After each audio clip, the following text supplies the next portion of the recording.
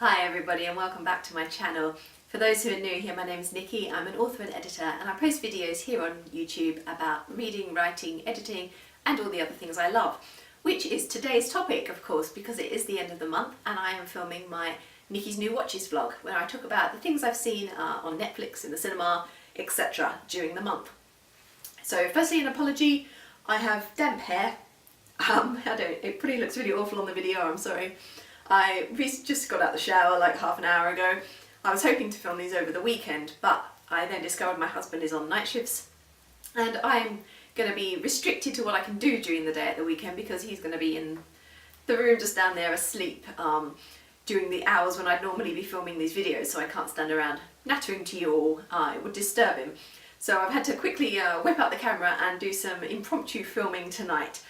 So hence the slightly bedraggled look, so apologies for that. So on to what I've been watching. It's actually going to be a fairly short video this month. I've been really busy with a lot of other things. I haven't had a lot of extra money to spend either, so I haven't bought a lot of DVDs or gone to the cinema as much.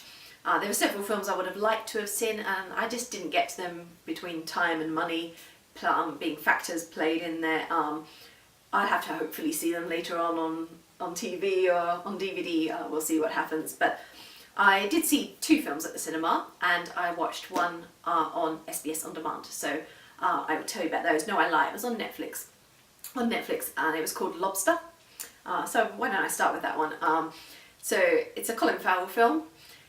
It just looked really interesting from the description, and essentially it's a dystopian world in which people have to be in a couple. And if you're single and you have a set period of time in which to find your new partner or a partner, as the situation goes, and if you don't, you turn into an animal. And Colin Farrell has decided if he doesn't find someone in time, he's going to turn into a lobster, hence the title. So it's a really interesting piece. Rebecca Weisz is in it as well. And it sounds bizarre, and my husband actually walked in when I was halfway through watching it and he was like, what the hell is going on? You really have to see it from the start, else it doesn't make sense. But it's quite a fascinating piece, a really interesting look at society and about the idea of norms in society. So if that sounds like your sort of thing, it's a bit of a dystopia with a psychological twist, I guess, then do check it out. I really enjoyed it. It's pretty a 4-star for me. It was a little bit slow once or twice with the pacing, but essentially it was a really enjoyable movie. Moving on to the cinema, it's two superhero films for me. Now, when I filmed my last end of the month vlog, it was actually the day before I went to see Avengers Infinity War, which in some ways worked out really well because it does mean that it's now a month on and I can talk about it and potentially mention a few more spoilers than I could if I'd done it on release day kind of thing. So as a warning then, I say now there may be a couple of spoilers coming up here, so if you haven't seen it yet and you're desperately trying to avoid them still, I will add up the side here where to zoom to, which point to get to avoid the spoilers in the video, okay? Here we go.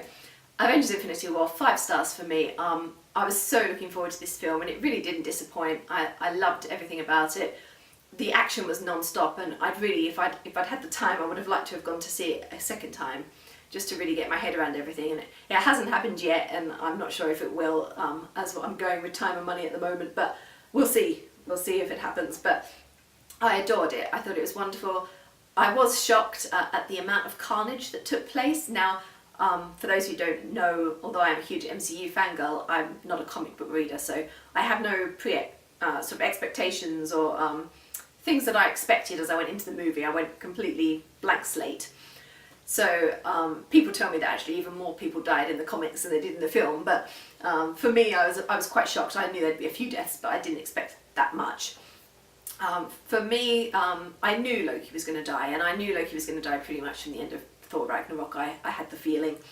Loki is my favourite character, for those of you who have managed to miss that in all my other vlogs. I was really sad that he died, but I was really happy with how they did it. I would have hated for them to have made him turn bad again, join Thanos and end up being killed on Thanos' side in the battle. So I did really like that, even though it happened far too early in the film for my liking, it did at least let him bow out with honour. So I am really interested to see what they're going to do, obviously, in the next film. They've kind of, in a way, given themselves a bit of a blank slate, or that's what I thought initially, but then looking at things online, it sounds like they might be bringing back some people bringing them back to life in the second part next year, based on what happened in the comics. So we'll see what happens. But I did think it was quite brave, especially to kill off some really beloved characters, new characters like Black Panther and things. But we'll see. It was definitely really enjoyable. It wasn't a letdown at all after all the build-up for however many years we've all been waiting for this movie. So overall, a really good film. And next up, I saw Deadpool 2. Now, I loved the first Deadpool, and this one was no different. Another 5-star watch for me. I thought it was a good sequel. It didn't feel like a letdown after the joy of the first one. The humour was still there. I adore all his breaking of the fourth wall. That's something that really appeals to me. I do it in some of my books. Readers tend to be a bit divided on whether they like it or not, but for me personally, I like it. I love the pop culture references, the in-jokes, and it was really good. And it was quite sad too at times. At the end, I found myself kind of laughing and crying at the same time. But really awesome, definitely a DVD buy, and I look forward to seeing it again when it does come out on DVD. So I may be going to the cinema again to see Solo before the end of the month. However, because of, as I said, these issues with timing and filming, I'll have to tell you all about that one next month if I do end up going, which I probably will because I think my husband wants to see it as well. So moving along, we'll finish up with what I've been watching on streaming TV services. So just having a quick glance over my list, and I've only got 3 to mention this month actually, because I've watched one series that was pretty long and took a little while to get through. All of them were Netflix watches. So first off, The Alienist. I really enjoyed. I haven't read the book. I knew it was based on a book, but it's just not one I've gotten to, so I went in completely blank slate, not knowing what to expect. I really loved the story. I thought the acting was good. I liked the gritty, almost noir feel to it. And yeah, overall just a really enjoyable sort of psychological thriller. There was a few times when I kind of guessed what was coming, but at the same time there were moments that did take me by surprise where things happened that I wasn't expecting. So that was really great. I didn't feel like I was sitting in knowing too much in advance. The next one I watched was Lost in Space. Now, Lost in Space to me, I do remember when I was young seeing repeats on TV, like Sunday tea time kind of thing. They put on all the old shows. So I went into watching this one just with the knowledge that vaguely they were a family lost in space, there was a robot and there was an evil scientist, and that was about the limit of my memory of it. So again, mostly I was coming to it from a sort of fresh perspective. I didn't have any expectations, and I ended up really enjoying it. My husband watched this one with me and he liked it too. I really loved the way they did the robot as a kind of alien slash robot. I liked the interactions between him and Will Robinson and the family as the story progressed. I found the doctor, who's played by a woman instead of a man this time, I found her a little bit annoying at times, but other than that, all the other characters came across really well. The story was nicely paced and kept my interest throughout as the episodes moved along, and if they come back with a second series then I would definitely be keen on watching it. So, both The Alienist and Lost in Space I'd give a solid 4.5 stars to, I think. And finally, the one that took me so long to watch this month, because there were 3 seasons of it, again on Netflix, was Ministerio del Tiempo, the Ministry of Time. Now this one was recommended to me by a friend of mine, Sidonia, fellow author, and she said I should definitely check this one out. And so it's basically a Spanish paranormal time travel series, and the premise is that in a Spanish secret government department there's a building, and underneath the building there's these corridors with all these doors, and each door leads to a different time period and a different place in Spain's history. They can only travel within Spain and they can only travel to the past, not the future. So there's agents who are in charge of essentially patrolling these doors and making sure that nothing changes in history. If something happens, they have to go in and fix it.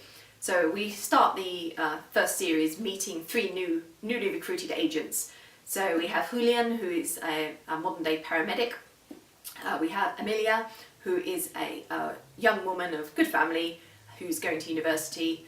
the first woman to go to university in Madrid, and she's from the late 19th century, the Victorian kind of era. And finally we have Alonso, who is a soldier from the 16th century. So they're put together to form a team, and they have to travel around and fix all these things that are going wrong. So along the way they meet famous literary figures like Lope de Vega and Cervantes, and they go to play parts of Spanish history to do with like the Armada, Spanish Civil War, things like that. So it was actually hugely interesting. So my knowledge of Spanish history tends to be where it intersects with English and French history.